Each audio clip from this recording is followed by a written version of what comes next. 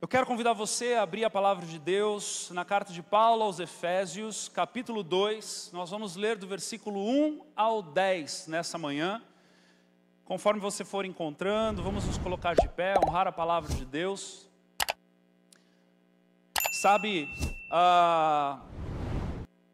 este tempo onde nós estamos estudando a carta de Paulo aos Efésios, nós temos tido o privilégio de sermos lembrados, aprendermos algumas coisas a mais, olharmos para dentro daquilo que o Senhor fez por nós. Amém? Olhar para as riquezas que Deus já nos concedeu através da salvação. Os 2 primeiros capítulos nessa carta, Paulo chama de mistérios de Cristo. Os mistérios de Cristo. Porque eles, naquele momento, na igreja emergente, estavam vivendo um momento de ebulição na fé. Eles estavam vivendo um momento onde o Messias, tão aguardado, havia encarnado, havia estado com eles, havia morto, havia ressurreto ao 3º dia, havia ficado com eles de corpo glorificado por mais 50 dias, uma multidão de testemunhas haviam visto Cristo ressurreto, e agora eles estavam pregando o Evangelho com sinais, prodígios e maravilhas, de Jerusalém, Judeia, Samaria, até os confins da terra. Era um momento glorioso, onde a palavra de Deus estava sendo pregada através do poder do Espírito Santo, através dos apóstolos, dos discípulos de Cristo. E Paulo tira esses 2 capítulos desta carta, para falar a respeito dos mistérios de Cristo. E nós estamos no 3º domingo, no meio destes mistérios de Cristo. Vamos ler então a respeito disso. Eu quero dizer a você algo bem sincero. São trechos mais difíceis de compreensão, tá bom? São trechos que falam a respeito da salvação, a respeito das coisas sobrenaturais de Deus, mas assim como um lindo e belo banquete, quando você vai em algum lugar, você já foi assim numa festa que você foi convidado, você chegou, você olhou para aquele banquete e falou, uau! Esses dias mesmo, estava na casa de um casal que nos convidaram para uma janta, em plena sexta-feira, e aí chegamos lá, o banquete era tão grande que eu não consegui comer de tudo. E talvez hoje seja assim para você, você não vai conseguir comer de tudo, mas saboreie aquilo que chegar ao teu prato, em nome de Jesus, amém? Vamos ler então, Efésios capítulo 2, versículos de 1 a 10. Vocês estavam mortos em suas transgressões e pecados, nos quais costumavam viver quando seguiam a presente ordem deste mundo, e o príncipe do poder do ar, o espírito que agora está atuando nos que vivem na desobediência.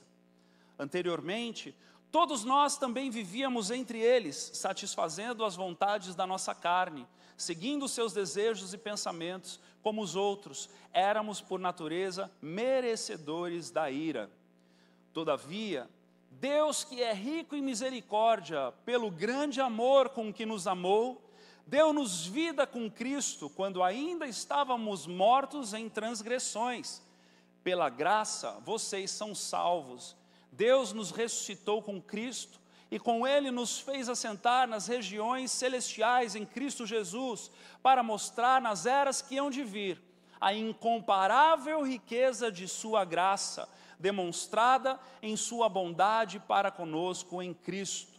Pois vocês são salvos pela graça por meio da fé, e isto não vem de vocês, é dom de Deus, não por obras, para que ninguém se glorie, porque somos criação de Deus, realizada em Cristo Jesus, para fazermos boas obras, as quais Deus preparou antes para nós a praticarmos. Amém? Pai amado, Pai querido, nos rendemos na Tua palavra, nos rendemos diante, Senhor, daquilo que Paulo chamou de mistérios do Senhor.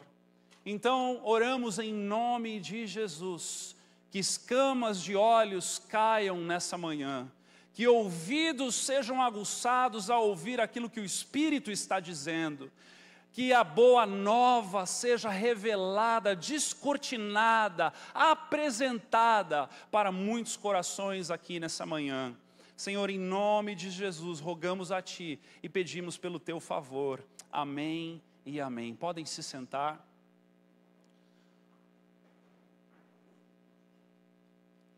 Aqui está um belo raio-x da obra do Senhor nas nossas vidas.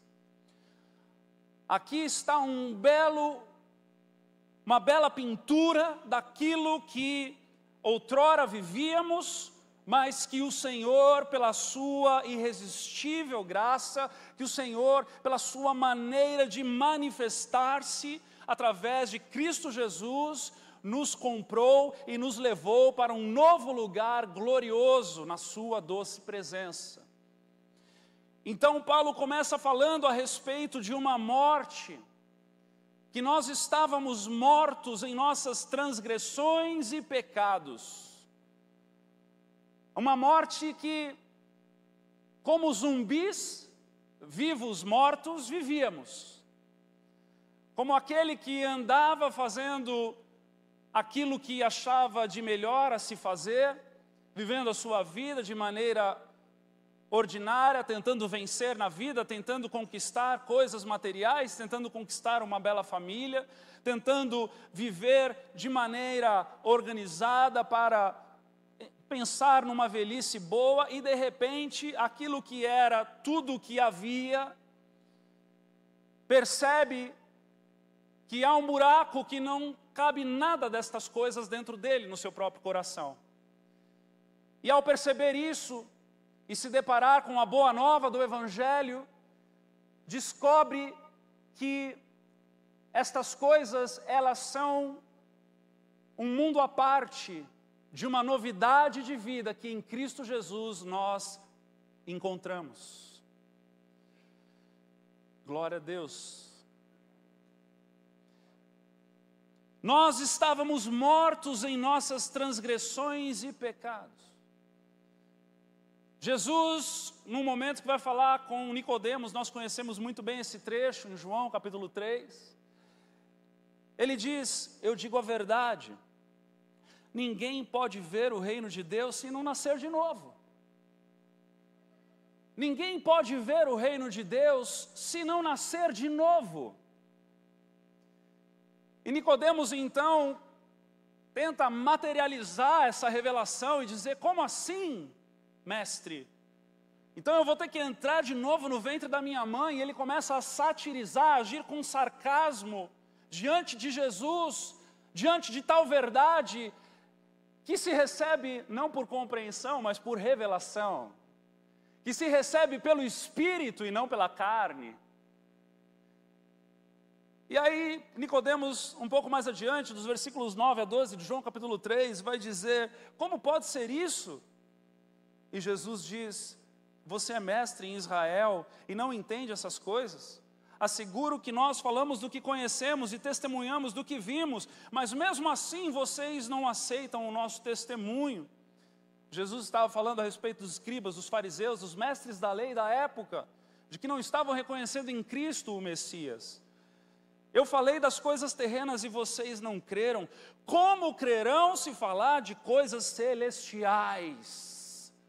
Jesus estava querendo entrar numa nova dimensão com Nicodemos. Assim como para todo aquele que crê em Cristo, precisa compreender e experimentar o poder de Deus. E é por isso que o Evangelho é poder de Deus. Porque a obra de nascer de novo, a obra de sairmos do status de mortos em nossas transgressões e pecados, é manifestação de poder de Deus. Isso quer dizer que quando pregamos o Evangelho, igreja, devemos pregar na unção e não no convencimento lógico. Quando oramos pela salvação de alguém, devemos orar na expectativa de que o Senhor dê ordem aos seus anjos ministradores para que o poder de Deus se manifeste e algo sobrenatural aconteça, porque dizer Jesus eu te aceito como meu Senhor e meu Salvador, dizer Jesus é o Cristo, isto já é obra do Espírito. E quando nós entendemos isso, nós entendemos o poder que nos atingiu. Nós entendemos a maravilhosa graça que nos alcançou.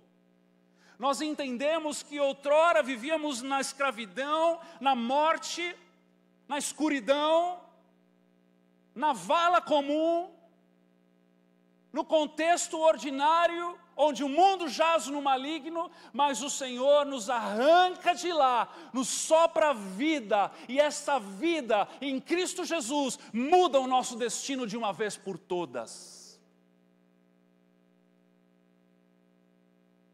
É por isso que Paulo vai escrever em Romanos capítulo 1, versículo 16 em diante, onde ele diz: não me envergonho do Evangelho, porque é o poder de Deus para a salvação de todo aquele que crê.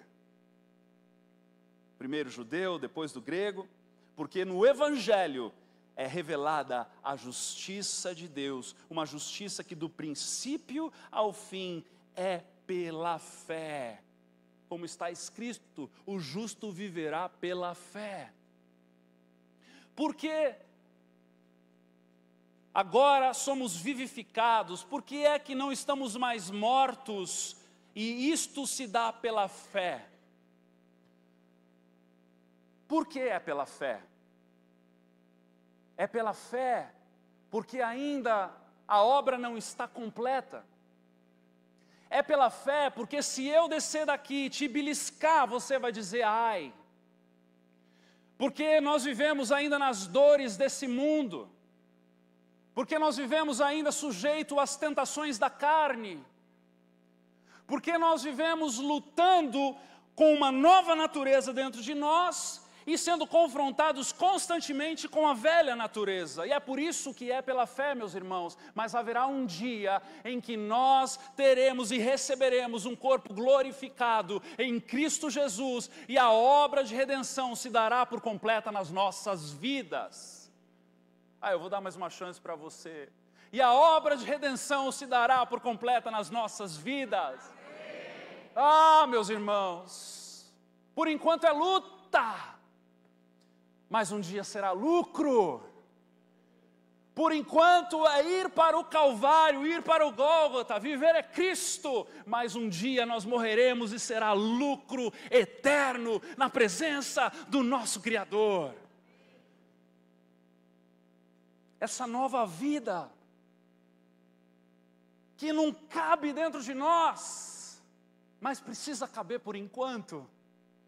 Essa nova realidade que nos tira da desobediência.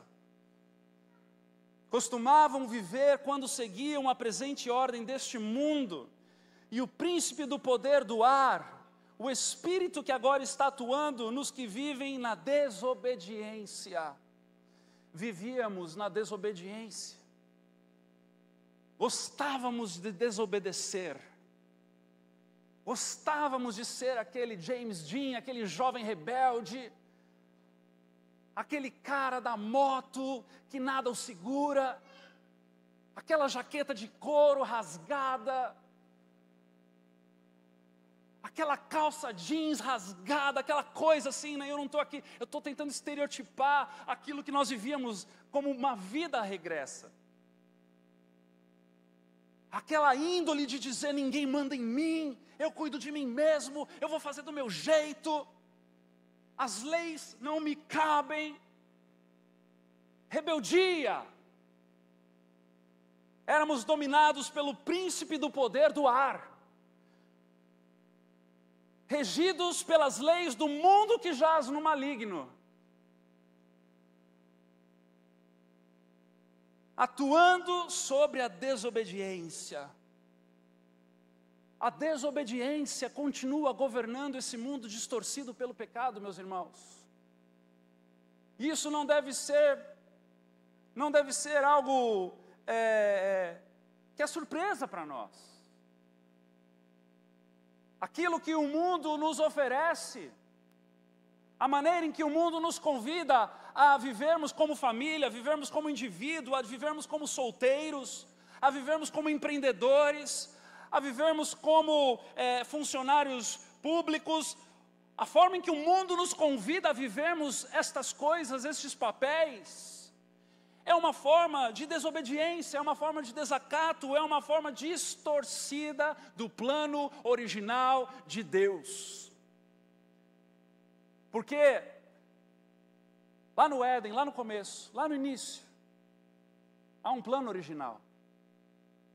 Deus nos mostrou um padrão, um modelo, uma forma em que Ele estabeleceu a sua criação para desenvolver-se. Mas o homem escolheu rebelar-se, desobedecer aquilo que Deus havia dito a ele para não fazer. Adão, não coma da árvore do conhecimento do bem e do mal. Um capítulo depois, sua mulher, na omissão do seu marido, na falta de cuidado e atenção do seu marido, está lá, conversando com a serpente, nada mais, nada menos do que o próprio diabo, revelado lá em Apocalipse, a antiga serpente. E nesse contexto,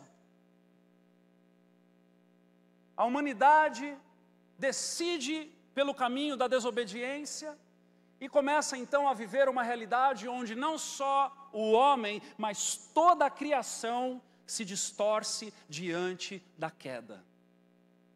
Tudo aquilo que era para ser, deixa eu dizer algo para você, que tem lá um pé de laranja na tua casa, um pé de limão, que tem lá uma jabuticabeira, e você às vezes passa um dobrado tentando ressuscitar aquele pé que está morrendo, fica triste porque naquela estação você não colheu os frutos que você gostaria, porque toda a criação está distorcida diante da queda, e a terra que poderia produzir para nós aquilo que Deus desejou, aquilo que Deus designou, não produz mais. E nós estamos agora diante de uma nova realidade, nascidos de novo, tentando remar contra a maré, na expectativa de que alguma coisa nós consigamos colocar em ordem, dominar a terra de novo, como Deus havia dito a Adão. Mas estamos debaixo desta realidade, desta batalha, onde o príncipe do poder do ar continua regendo as suas regras, os seus padrões, diante da sua grande maioria. Mas olha lá o que diz em Romanos 6,17, diz assim: mas graças a Deus, porque embora vocês tenham sido escravos do pecado, passaram a obedecer de coração a forma de ensino que lhes foi transmitida. Vocês foram libertados do pecado e tornaram-se escravos da justiça. Preste atenção. Nós fomos libertos deste ambiente de desobediência, amém? Amém? Éramos escravos do pecado, mas agora nós passamos a obedecer de coração a forma de ensino que foi transmitida. É o que está lá escrito em Romanos. A obedecer de coração, não por obrigação, não por imposição, não porque o teu discipulador fica no teu pé dizendo faça isso, faça aquilo outro, deixe de fazer isso, deixe de fazer aquilo. Não, mas a obediência que é revelada por aquele que nasce de novo e no seu coração acolhe essa gratidão diante do Senhor, agora vai decidir por conta própria se inclinar a ouvir a palavra de Deus para conhecê-la e obedecê-la. Olha que coisa linda. É por isso que, como igreja, como pastores, como discipuladores, pregamos e ensinamos como que para salvos. E quando fazemos isso, pregando e ensinando como que para salvos, pregamos na expectativa de que aquele que ouve tem no coração o zelo pela palavra de Deus, para que deseje obedecê-la quando aprender a respeito dela. Faz sentido o que eu estou falando? É por isso que em alguns momentos, algumas pessoas de tempo em tempo saem, vão embora, viram as costas. Porque se no seu coração não houve o nascer de novo, se no seu coração Cristo não foi revelado, se no seu coração a salvação não lhe foi colocada no devido lugar, fica incompatível. Acabamos como líderes e pastores ouvindo as mesmas coisas do James Dean rebelde, de tempo em tempo. Ninguém manda em mim, eu sou dono do meu próprio nariz, pegou pesado demais, não era para ter lido a Bíblia naquela hora, aquele trecho era para ter pulado. Porque é uma questão de ser, de nascer, de revelação, de poder do Espírito, o mesmo poder que começa a boa obra, que é fiel para completá-la, o mesmo Espírito que te tira do lamaçal e te leva para o processo de santificação, o mesmo Espírito que compunge o teu coração e a tua vida em conhecer ao Senhor, em se tornar conhecido de Deus, em viver uma vida piedosa, em viver uma vida que agrade ao Senhor. A desobediência fica da porta para fora. Ainda que rondando ao derredor, rugindo como um leão buscando a quem tragar, mas fica da porta para fora. Paulo fala que éramos mortos, desobedientes, e vai falar também que todos nós também vivíamos entre eles, satisfazendo as vontades da nossa carne, seguindo os seus desejos e pensamentos. Satisfazendo as vontades da carne, seguindo os desejos e pensamentos. O que é isso? Isso é um estilo de vida depravado. É um estilo de vida que nós vivíamos antes da verdade ter entrado no nosso coração. Vivíamos segundo os nossos apetites pecaminosos, numa obsessão que distorceu aquilo que era certo. Porque viver em depravação, meus irmãos queridos, é distorcer aquilo que o Senhor fez para que funcionasse de uma maneira, e nós, nas artimanhas de Satanás, somos conduzidos e levados a vivermos de outra maneira. Por exemplo, a intimidade entre homem e mulher. A intimidade entre homem e mulher, Deus a fez. Deus a fez. É bom.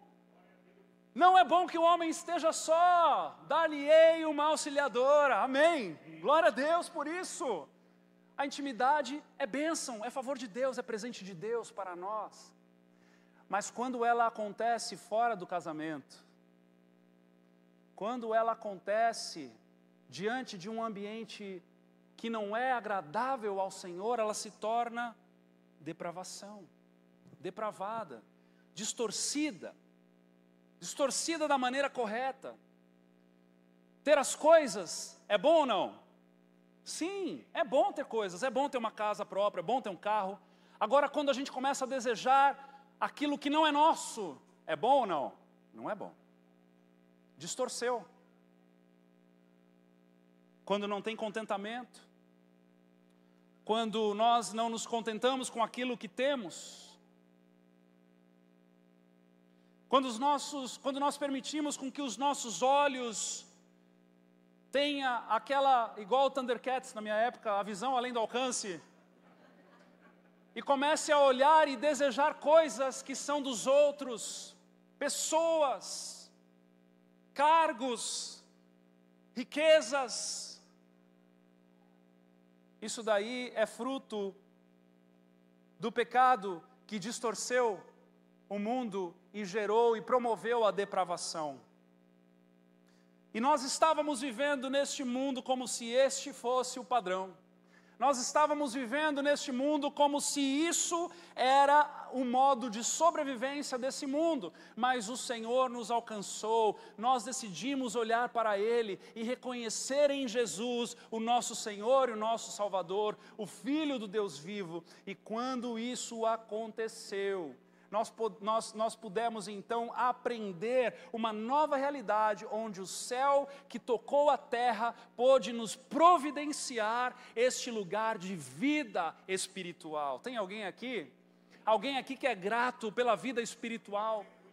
Pela pessoa do Espírito Santo, a terceira pessoa da Trindade, Deus Espírito Santo, que agora habita dentro de você.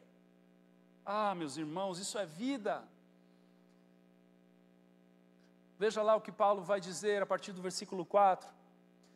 Todavia, mas, porém, entretanto, todavia, Deus que é rico em misericórdia, pelo grande amor com que nos amou, deu-nos vida com Cristo, quando ainda estávamos mortos em transgressões. Pela graça vocês são salvos.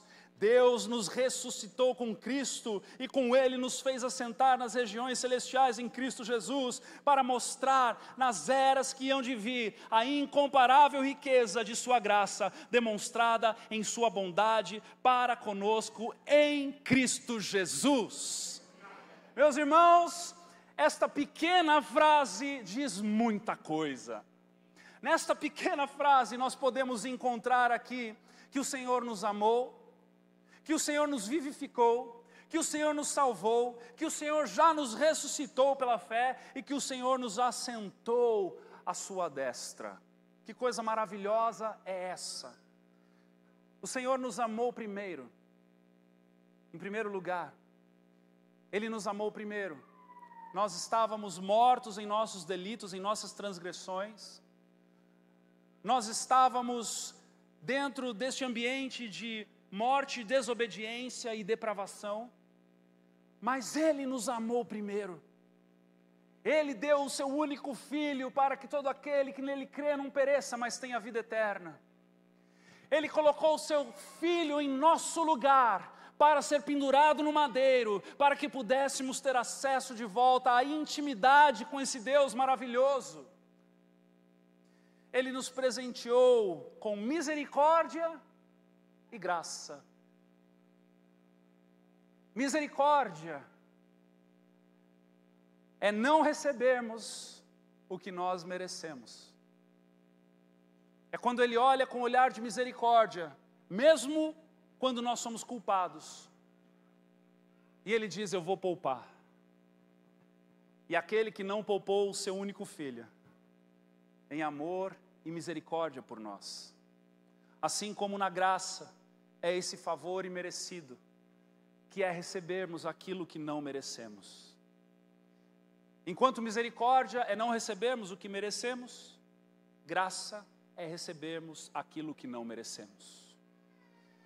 E diante deste amor manifesto, deste amor extraordinário, o Senhor se derramou por nós.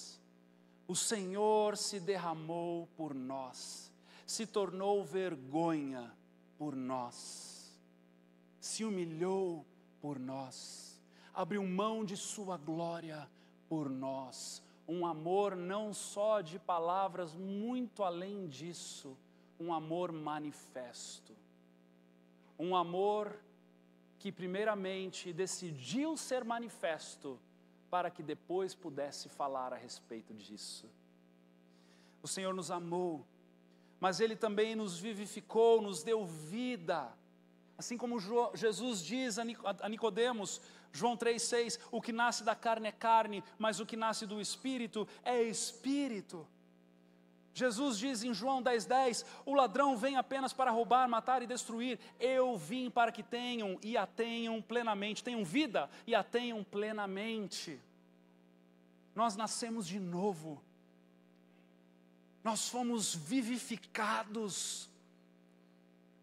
O Espírito Santo vivificou o nosso espírito, nos constrangendo, nos ensinando a nossa alma doentia a se aquietar, a se amoldar aos desejos do Espírito e não mais agora aos prazeres da carne. O Senhor opera de forma extraordinária e poderosa dentro de nós, nos dando vida, e pela fé nós somos salvos. Salvos do quê?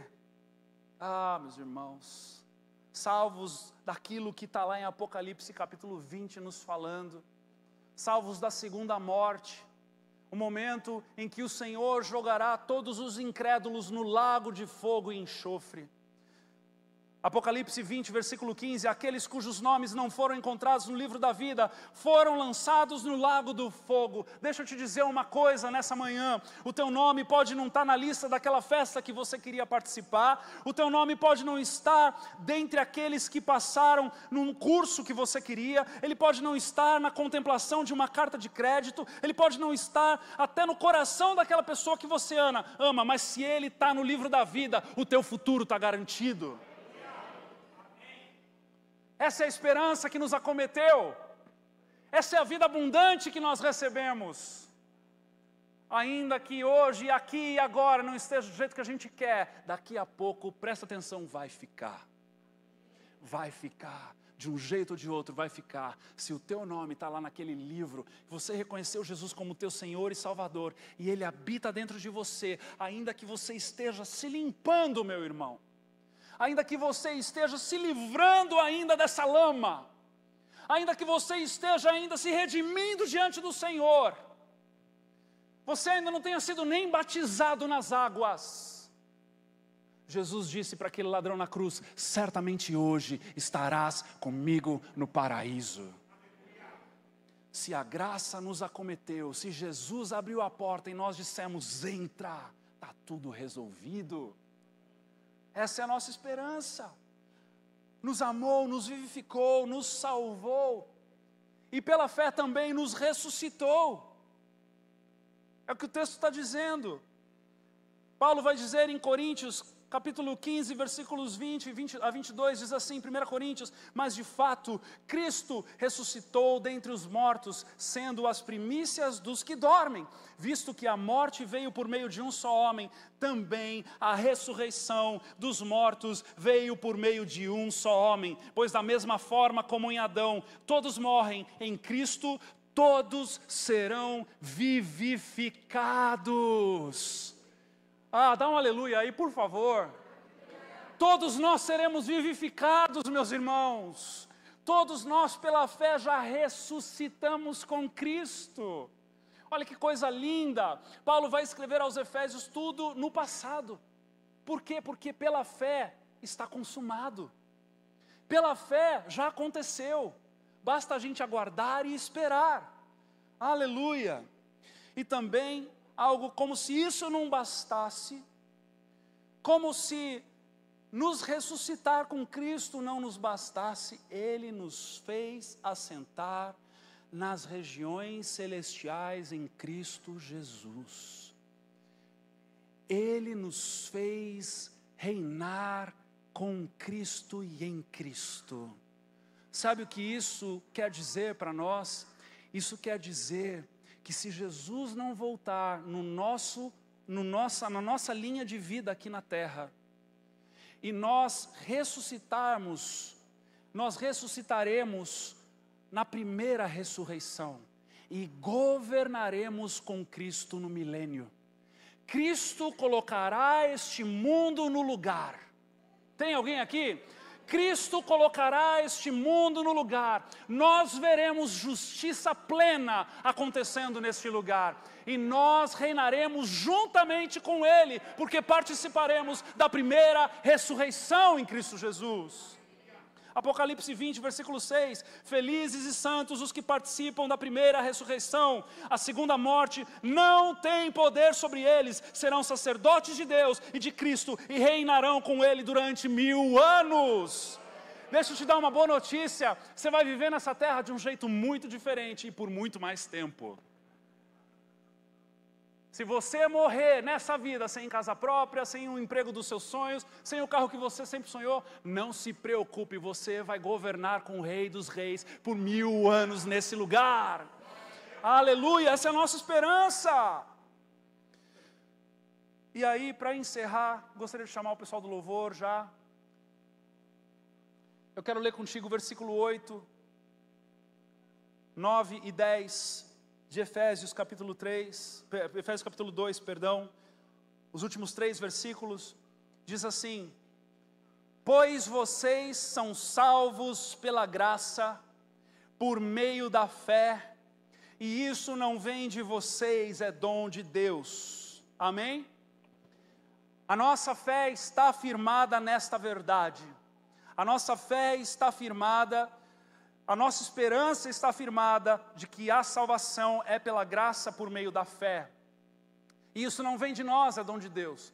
Podemos aceitá-la e devemos aceitá-la, mas é presente do céu para as nossas vidas. E aqui no versículo 9, nós precisamos de uma vez por todas, ainda mais, desconstruir estas mentiras, ou estes ensinamentos que são hereditários na nossa nação brasileira. Não por obras, não por obras, tem alguém aqui? Não por obras. Não é por cesta básica, não é porque você dizima, não é porque você faz coisas boas, ajuda os pobres, não é por obras a salvação. Não é. Nenhum de nós seria capaz de merecermos a salvação, ainda que fôssemos o Papai Noel da nossa geração. Quanto custa ir para o céu? Responda isso para mim. Jesus. O único preço aceito pelo Pai, o Filho. Isso custa ir para o céu. E sabe como nós fazemos? Nós o aceitamos de todo o nosso coração. Agora, não por obras, para que ninguém se glorie, amém? A Bíblia vai falar no Sermão do Monte, Jesus nos ensina que a mão direita não saiba o que a esquerda está fazendo. Que as nossas boas ações sejam secretas, não sejam para mostrar para os outros, para que ninguém se glorie, porque somos criação de Deus realizada em Cristo Jesus. Agora vem a pegadinha: para fazermos boas obras. Opa, peraí, pastor, você gritou aqui no momento de maior gritaceira do culto, para falar que não é por obras, mas agora está dizendo que é para fazermos boas obras. Sim, a salvação não é por obras, mas é para obras. Você entendeu a diferença? Eu não faço para merecer, mas eu faço porque o que foi feito por mim é impagável. Entrou no teu coração? Glória a Deus.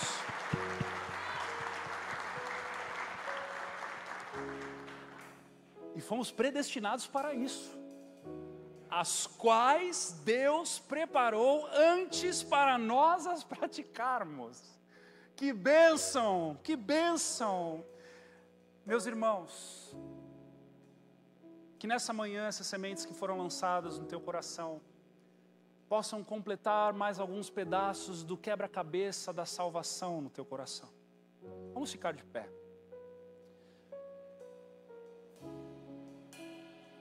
Nós estávamos ontem em um encerramento de em casa, estávamos participando, fomos convidados, participamos de 2 encerramentos ontem, foi muito intenso, e depois ainda trouxe a mensagem no vertical, mas num primeiro momento, eu estava com alguns homens sentados numa mesa, e eu perguntei a eles, eu disse assim: qual foi aquilo que Deus fez de mais precioso neste ano na tua vida? O que foi que Deus fez que é assim memorável para você dizer aqui, para você compartilhar com a gente do que Deus fez? E aqueles homens começaram a falar a respeito daquilo que Deus havia feito nas suas vidas. E eu comecei a refletir também, porque eu fiz aquela pergunta despretensioso, nem pensando que eu também iria responder, mas aí eu comecei a refletir nisso também. E chegou o meu momento, disse àqueles homens, falei: olha, nós começamos o ano passado e eu estava em crise, porque nós terminamos o ano, começamos o ano este ano, eu estava em crise, porque eu saí do ano passado em crise com relação ao assunto de fundamentos da fé. Vocês se lembram, em janeiro eu trouxe uma palavra aqui, me chamaram de professor Girafales, porque eu usei o quadro, a lousa, o giz, para falar a respeito da importância dos fundamentos da nossa fé. E este ano eu me dediquei muito em cima disso, todo o material escrito está assim praticamente pronto, falta algumas correções, algumas perguntas, algumas coisinhas. Gravei até a 15ª aula, nós teremos 26 aulas, para que nós possamos ler a palavra de Deus, em trechos como esse, que foi pregado hoje aqui, com mais clareza, com mais entendimento, com mais ordem, para que a gente possa não ser como aquele muro que é construído sem o baldrame, sem as estacas, sem a ferragem. Não que a gente fique só nos domingos tentando encaixar o tijolo no lugar certo, mas que a nossa fé tenha um firme fundamento, para que tudo aquilo que vem da parte do Senhor, nós saibamos exatamente aonde encaixar e como encaixar. Então, eu quero compartilhar com você a crise que eu vivi no final do ano passado. A crise que eu vivi no final do ano passado, que se resolveu nesse ano, enquanto eu me dediquei em fazer a escola bíblica online. Eu quero passar essa crise para a tua fé e para o teu coração, para que você comece 2024 questionando as profundezas da tua fé, para que você possa então se dedicar nessa escola bíblica online e aprender a respeito desses fundamentos da fé, para que você não seja como um vento levado de um lado para o outro, como aquelas doutrinas que vêm e vão, mas que você seja alicerçado no firme fundamento que é a palavra de Deus. Amém? Você deixa eu compartilhar com você essa crise? Às vezes a gente chama para abençoar o povo, né? Agora o pastor está querendo compartilhar uma crise. Meus irmãos, existe uma sabedoria que é para a salvação, como nós encontramos lá em 2 Timóteo 3,15. E essa sabedoria, ela está diante de nós, mas nós precisamos nos dedicar a ela. Nós precisamos aprender a respeito daquilo que é a nossa fé, para que ao lermos a palavra no nosso devocional, para que ao ouvirmos uma palavra do culto de domingo, para que assistimos um pregador no YouTube, nós consigamos colocar a revelação, o ensino, o rema, o óleo novo no lugar certo. Faz sentido o que eu estou falando, gente? A gente chega na fé com tudo bagunçado. A gente chega na fé de um jeito que é tudo bagunçado. Mas quando nós entendemos no Senhor que há o lugar certo para cada uma daquilo que o Senhor fez, de como Ele fez, de como Ele consumou as coisas, nós podemos viver uma revelação ainda maior e mais poderosa. Você não vai ser como aquele cristão aguado, só com as manchetes de jornal, só com aquela quirera, aquele farelo, sabe, que fica só em cima. Mas quando cavar dentro de você, vai ter algo sólido, vai ter algo genuíno, vai ter algo que você sabe e ninguém pode roubar de você, porque é obra e ação de Deus na tua vida. Então eu quero, em nome de Jesus, orar por você nessa manhã. Feche seus olhos. Pai querido, Senhor, eu oro em nome de Jesus, para que esta revelação que o Senhor nos dá, de onde o Senhor nos tirou, da morte para a vida, desta obra de resgate, desta obra de salvação, Senhor, eu oro em nome de Jesus para que esta igreja seja uma igreja sedenta e faminta por fundamentos da fé. Eu oro, Deus, em nome de Jesus, que essa igreja seja uma igreja sedenta e faminta por alicerces. Oh Deus, por veredas antigas. Não, Senhor, levados por novidades de pregação, disso e daquilo, e novidade de revelação, disso e daquilo, mas, Senhor, em nome de Jesus, que nós possamos colocar os nossos pés na firme pedra, na firme rocha, na pedra angular que é Cristo Jesus, para que quando os ventos venham, nós não sejamos jogados de um lado para o outro. Senhor, em nome de Jesus, Espírito Santo de Deus, gera fome e sede em cada coração aqui nessa manhã. Gera fome e sede por veredas antigas em cada coração aqui nessa manhã. Dá-nos, Deus, este desejo de conhecermos mais de Ti. Ah, Senhor, em nome de Jesus, em nome de Jesus, em nome de Jesus, opera sobre as nossas vidas, opera sobre as nossas vidas, para a honra e glória do Teu nome, nome que está sobre todo nome. Vamos adorá-lo por um instante.